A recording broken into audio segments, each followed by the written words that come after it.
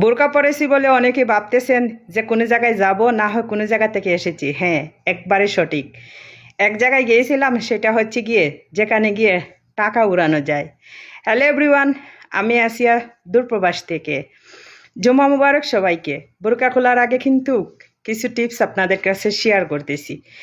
একজন প্রবাসী যখন মাস শেষে টাকা ইনকাম করে আর সেই টাকাগুলো নিজের জন্য ক্রয় না করে নিজের ফ্যামিলির জন্য খরচ করে, তখন কিন্তু অনেকটা শান্তি বোধ মনে করে এবং কি সেখানে অনেক শান্তি চলে আসে।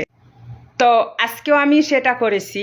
কিছু প্রয়োজনীয় জিনিস আমার লাগে মাস শেষে, এবং কি 2 মাস 3 মাস পর পরে কিন্তু সেই প্রয়োজনীয়গুলো নিজের স্যালারি থেকে কিন্তু কিনতে হয়। তাদের কাছে চাইলে তারা দিতে চায় না। এটাই হচ্ছে আমাদের প্রবাসীদের কষ্ট। মাস শেষে ওয়াইফাইয়ের বিল 50 টাকা, তারপরে হচ্ছে নিজের প্রয়োজনীয় জিনিস কিনা। 1300 টাকা বেতন থেকে কিন্তু 100 টাকা নিজেরই চলে যায়। তো দেখেন আজকে আমি কি কি কিনে নিয়ে আসছি আমার নিজের ইনকাম থেকে। চলেন তাহলে। প্রথমত ব্যাগটা খুলে নেই। এই ব্যাগের ভিতরে যত সম্পদ আমার, বুঝতে পারছেন তো। এই মাসে ভাবছিলাম যে অনেকগুলো টাকা বাংলাদেশে পাঠাবো, কিন্তু আমার কিছু প্রয়োজনীয় জিনিস ফুরিয়ে গেছে, তার জন্য কিন্তু এই জিনিসগুলো কিনতে হয়েছে। এটা হচ্ছে গিয়ে পেপে সাবান। এই সাবানটার দাম হয়েছে সৌদি আরবে প্রায় 20 রিয়াল। তো যাই হোক, এখানে একটা শ্যাম্পু নিয়েছি। তারপরে এটা একটা পায়ে ব্যথা হাতে ব্যথা করলে মালিশ। তো অনেক জিনিস নিয়েছি। একটা নিয়েছি লোশন, আর 2টা বাম নিয়েছি। আরও অনেক জিনিস নিয়েছি, সেগুলো দেখানোর মতন না। তো এভাবে কিন্তু আমাদের প্রবাসীদের টাকাগুলো শেষ হয়। তো 150 রিয়ালের বাজার, 150 রিয়ালের সদাই করেছি আমি। আরও অন্য অনেক জিনিসপত্র আছে, সেগুলো ক্যামেরার বাহিরে আমি রাখতেছি। এগুলো ক্যামেরার ভিতরে রাখাটা আমার পক্ষে সম্ভব না। আর এগুলো কিন্তু মানে আমি একটু স্যাক্রিফাইস করেছি, তো আপনারা একটু স্যাক্রিফাইস করবেন। এই জিনিসগুলো কিন্তু প্রত্যেকটা মহিলাদের লাগে। তো এখানে আমি অনেকগুলো জিনিস নিয়েছি।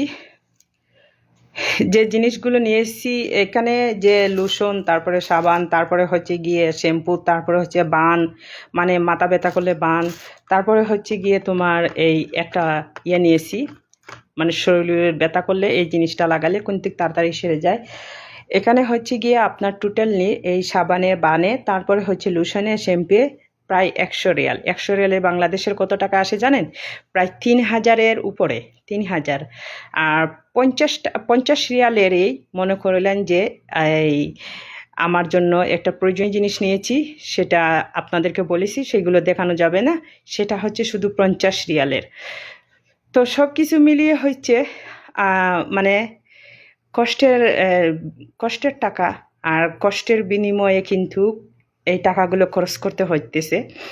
এই 150 রিয়ালে বাংলাদেশের প্রায় 3000 কেন 4000-এর কাছাকাছি।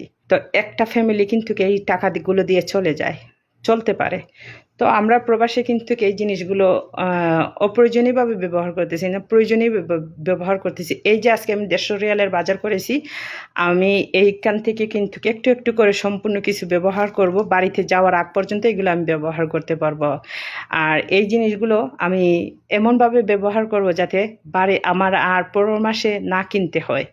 আমি এভাবে চলি। এভাবে সবাই মিলে আমরা প্রবাসীরা যারা আছি, আমরা প্রবাসে আমরা কিন্তু এভাবেই চলতে প্রস্তুত। আর এভাবে কিন্তু আমরা আমাদের জিনিসগুলোকে এই ক্ষয় করি বা প্রয়োজনে লাগাই। আর বাংলাদেশে যারা আছে এরা তো অপ্রয়োজনীয় এই জিনিসগুলোকে নষ্ট করে, প্রয়োজনেও নষ্ট করে, কিন্তু আমরা প্রয়োজনে নষ্ট করি, অপ্রয়োজনীয় না।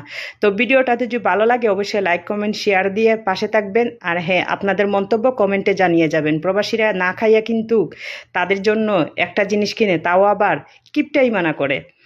তো সবাই ভালো থাকেন, সুস্থ থাকেন। ইনশাআল্লাহ কোনো আরেকটা লং ভিডিওতে দেখা হবে, কথা হবে। ততক্ষণ আপনারা সুস্থ থাকেন।